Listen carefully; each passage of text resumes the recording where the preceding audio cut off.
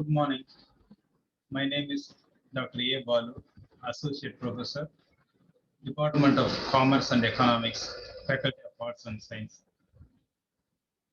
Course name is Macroeconomics, course code U18Mcem602. My topic is Economic Growth Concepts.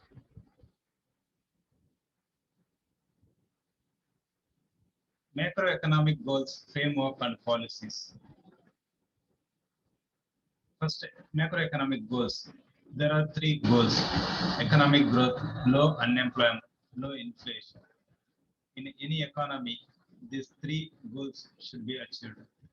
First is economic growth, that is GDP growth. Second is unemployment.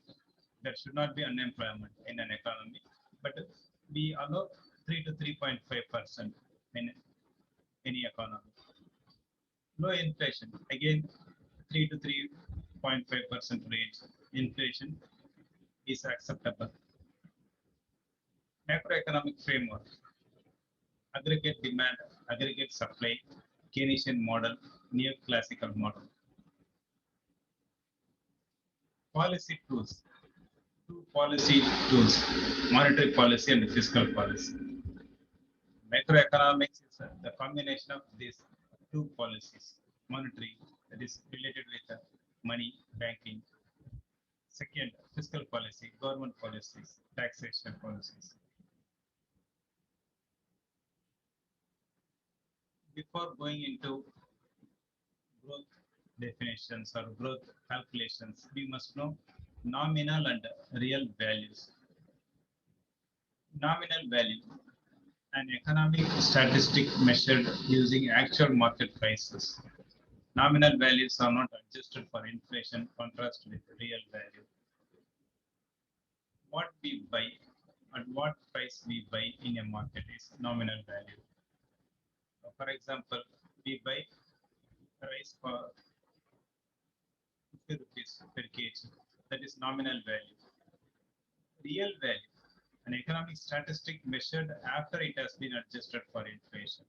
We have to adjust the nominal value with the real value or base year prices. That is inflation.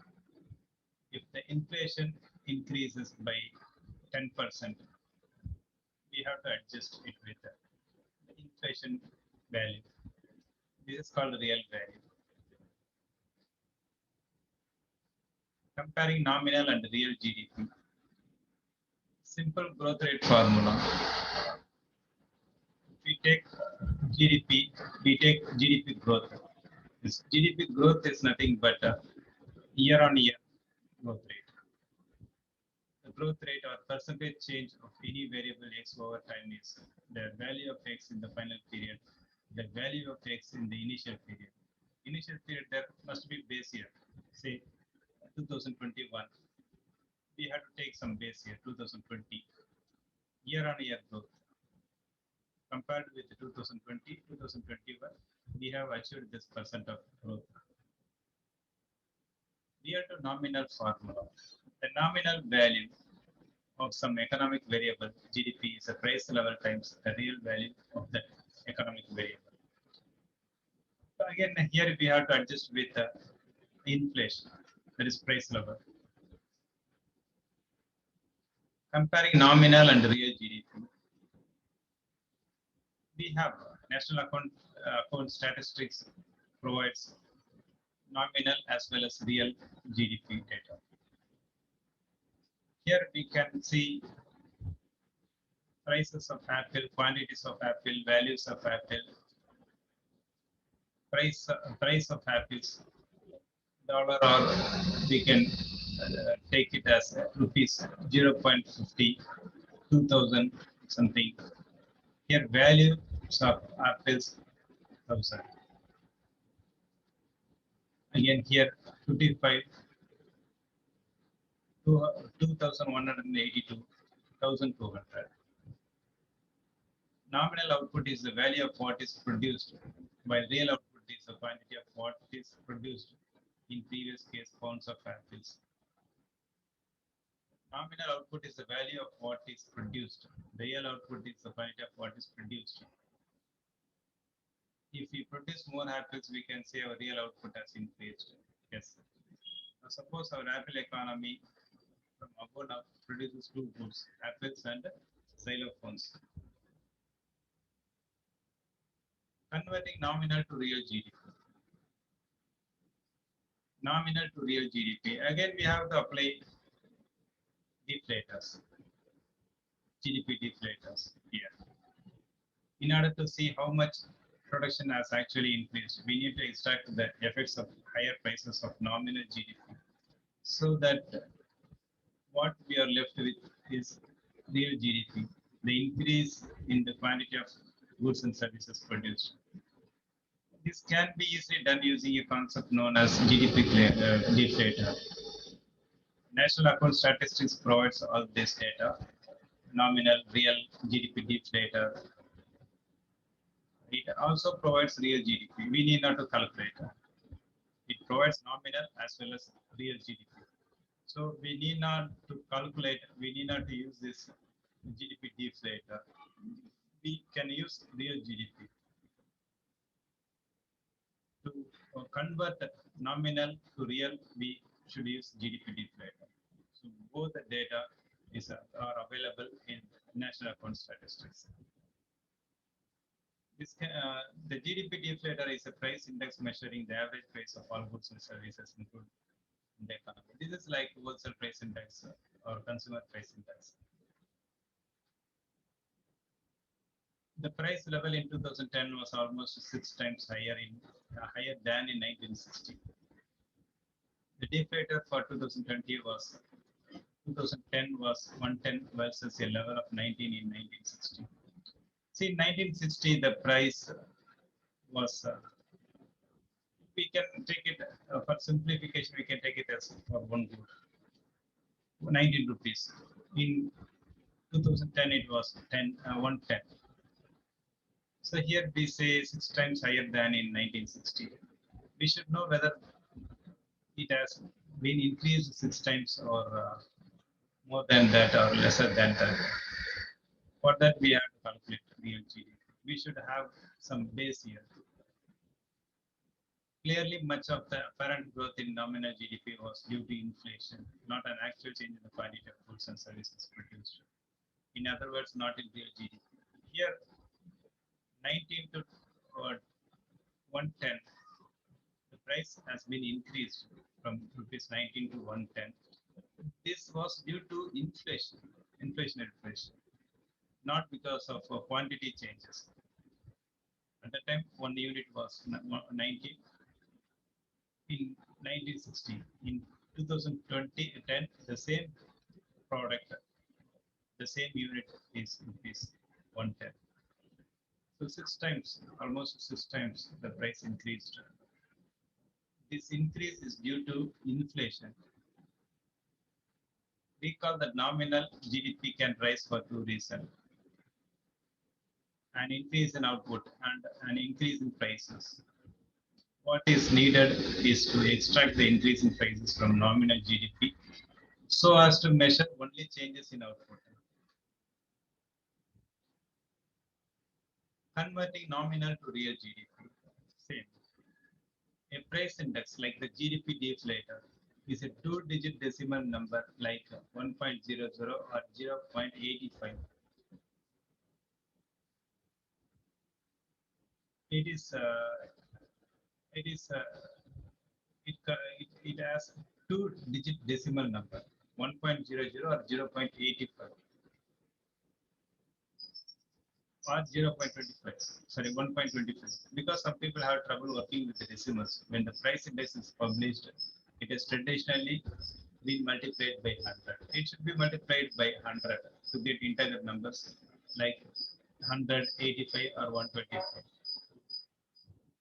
When we deflate nominal figures to get real figures by dividing the nominal by the price index, we also need to remember to divide the published price index by 100 to make the math work. So the formula becomes.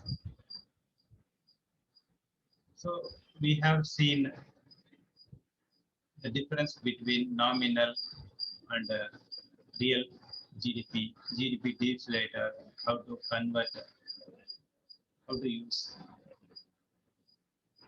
Next concept is business cycle. Business cycle, the relatively short-term movement of the economy from recession to expansion. In a business cycle, there are four phases: depression, peak, recession, and trough. It means that any economy or any individual or any society or any country, you can see that it experience depression at any point of time, and peak also. Depression means an especially length and deep decline in output or low level of economic activity. Peak during the business cycle, the highest point of output before the recession begins. This is the highest point. Recession, again, decline trend. Trough, lowest point of output in the recession before the recovery begins. The business cycle, the most significant human problem associated with recessions and depressions is that a slowdown in production means that firms need to lay off or fire some of the workers they have. See, where do we use this business cycle? During recession or during depression, we have to fire some workers. During recovery or during boom, we have to hire, the firm has to hire workers. The highest point of the economic before the recession begins is called the peak. Conversely, the lowest point of the recession before and recovery begins is called the trough. Thus, a recession lasts from peak to trough, and an economic upswing runs from trough to peak. The movement of the economy from peak to trough and trough to peak is called the business cycle. Other business cycle occur like overheating, which means the economy is picking up speed, leading to increased inflation. So during this period, the economy is picking up. Stagflation, this is somewhat worse condition India faced in the year 2009. And,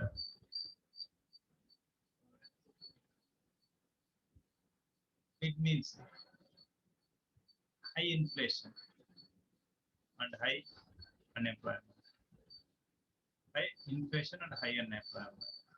In economics, we study during inflation, during high inflation, we see we see high level of economic activities. It means there is no unemployment. There is no unemployment during high inflation. Stagflation means high inflation as well as high unemployment. So this is a somewhat different situation. This is not normal situation. India faced this situation in the year 2008, 2009. GDP and standard of living. The next concept is GDP and standard of living. GDP per capita, that is per capita income. GDP divided by the population, often used as a measure of standard of living.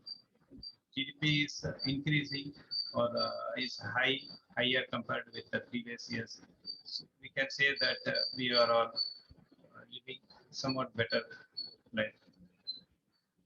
Standard of living, all elements that affect people's happiness, whether these elements are obtained through market transactions or not. When economists talk about the standard of living, they are referring to the average quantity and quantity of goods and services that people in a country can afford to consume. Since real GDP measures the quantity of goods and services produced, it is common to use GDP per capita, that is real GDP divided by population, as a measure of economic welfare or standard of living of a nation. Limitations of GDP as a measure of the standard of living. There are some limitations while using GDP as a measure of the standard of living. GDP captures, the level of GDP per capita clearly captures some of what we mean the phrase standard of living. Yes. GDP includes spending on recreation and travel. How it does not cover leisure time. However, it does not cover the leisure time. While GDP includes what is spent on environment protection, healthcare, and education, it does not include actual levels of environment, cleanliness, health, and learning. Yes, it doesn't include actual level of environmental cleanliness, health, and learning. Includes protection that is exchanged in the market, but it does not cover protection that is not exchanged in the market. Labor productivity and economic growth. In economics, we study productivity, particularly labor productivity and capital productivity. By calculating quantity of output produced per worker or per hour worker, output divided by number of workers. That is called labor productivity. Production function. The production process whereby a firm turns in economic inputs like labor, machinery, raw materials into outputs or to produce goods.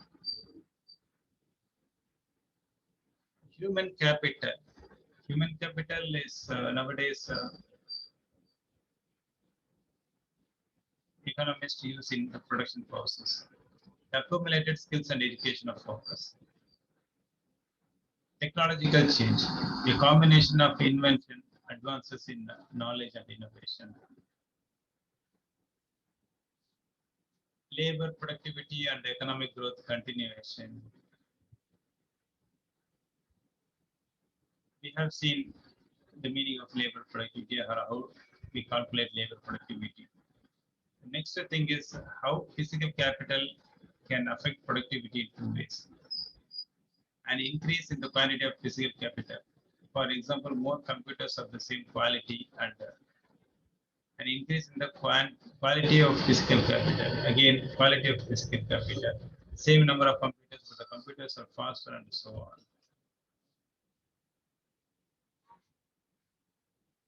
Measuring productivity, that is output divided by number of workers. Capital deepening, an increase by society in the average level of physical or human capital per person. When society increases the level of capital per person, the result is called capital deepening. The idea of capital deepening can apply both to additional human capital per worker and to additional physical capital per worker. Growth accounting studies. Like trend-based growth, we have growth accounting to calculate total factor productivity or some other things. First, technology is typically the most important contributor to US economic growth. Second, while investment in physical capital is essential to growth in labor productivity and GDP per capita, building human capital is at least as important. The third lesson is that these three factors of human capital, physical capital, and technology work together. Again, this is opposite to growth accounting, compound growth rate. The rate of growth when multiplied by a base that includes past GDP growth. It's year-on-year growth rate. We keep some base here.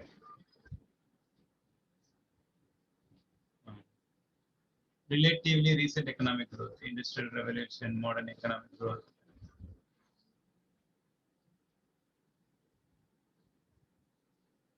Healthy climate for economic growth. Physical and human capital deepening and better technology are important. Healthy economic climate usually involves some sort of market orientation at the microeconomic, individual, or firm decision making level. Rule of law and economic growth. We have to apply rule. Economic growth depends on many factors. Key among these factors is adherence to the rule of law and protection of property rights and contractual rights by a country's government so that markets can work effectively and efficiency. To work market effectively and efficiency, we have rule and law. Here, laws must be clear, public, fair, enforced, and equally applicable to all members of the society. Thank you.